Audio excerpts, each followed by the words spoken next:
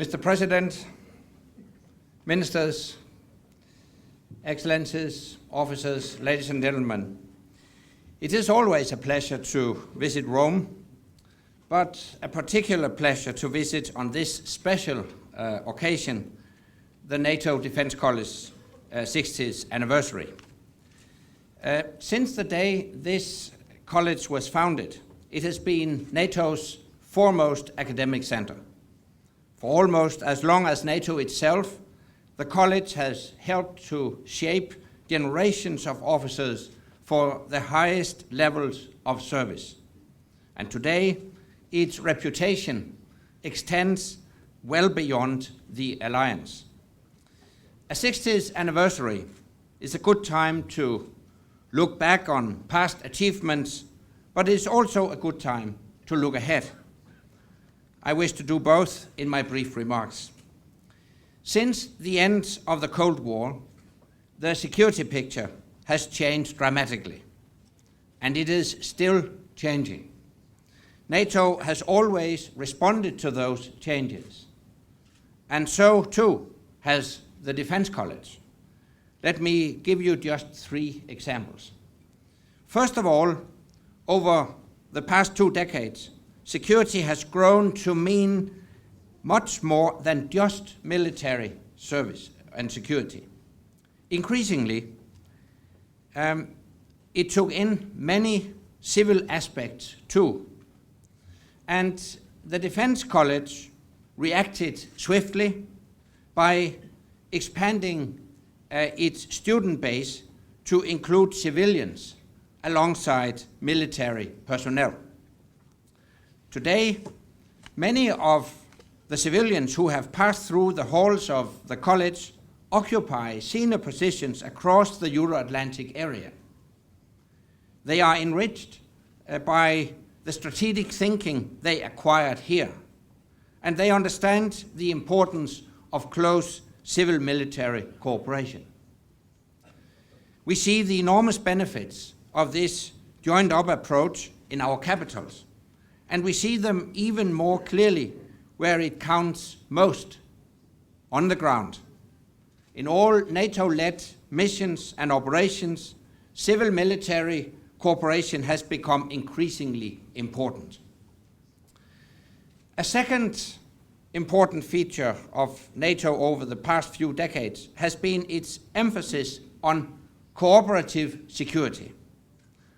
Allies moved quickly to offer the hand of friendship, partnership and cooperation.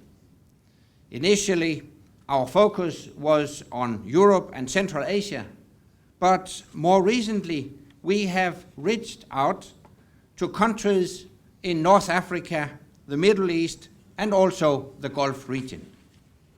We have offered a wide range of opportunities for political dialogue and practical cooperation. And the Defence College has played a vital role in cultivating this approach.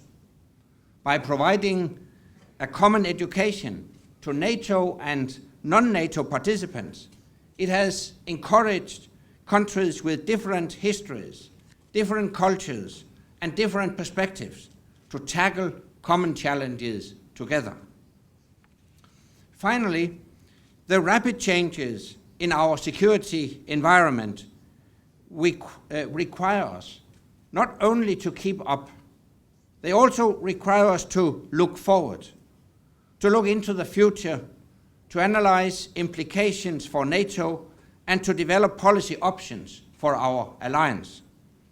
Here as well, the Defence College has built an outstanding reputation.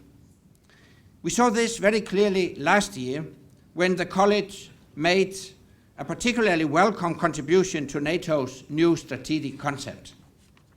We adopted our new strategy late last year in Lisbon.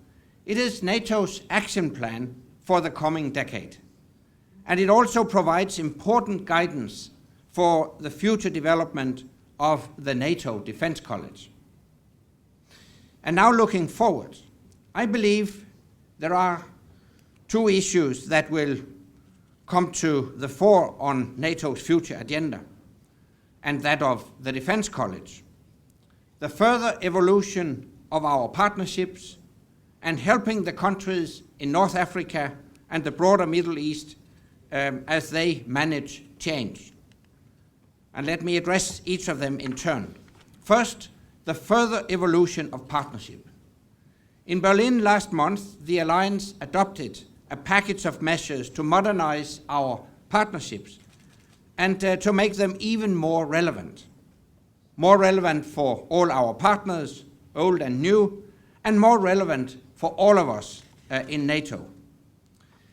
These measures will help us to engage our partners even more effectively in meeting the new security challenges, such as terrorism, proliferation, cyber, and energy security. And they will help us to connect with new global partners. I am convinced that once again, the NATO Defense College can lead the way as a link between the military and academic communities. The college is ideally placed to turn this policy into practice. Second, North Africa and the broader Middle East. We have seen a wind of change sweeping through this entire region. And that wind is still blowing. The consequences for the countries, for the region, and for the alliance could be far-reaching. And I firmly believe NATO can and should help to shape those consequences in cooperation with the countries in the region. Many of our allies have their own experience of the transition to democracy. We can and we should use that experience to help countries in the region with defense and security sector reforms if they so wish. I could even imagine a new generation of officers from a democratic post-Gaddafi Libya attending courses on civil-military cooperation at this very college. And I would hope to see that sooner rather than later. We can also do more with our existing partners. The Mediterranean dialogue between the Alliance and 7 countries in North Africa and the Middle East promotes mutual understanding and practical cooperation. And we need to focus more on those areas where our partners need support and advice as they manage change.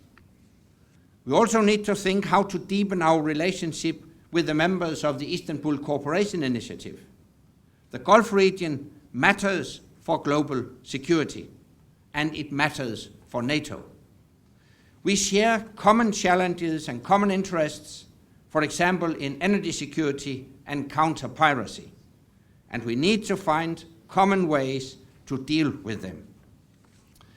Ladies and gentlemen, for the past 60 years, the NATO Defense College has been at the heart of NATO's successful efforts to safeguard our freedom and security and to spread stability.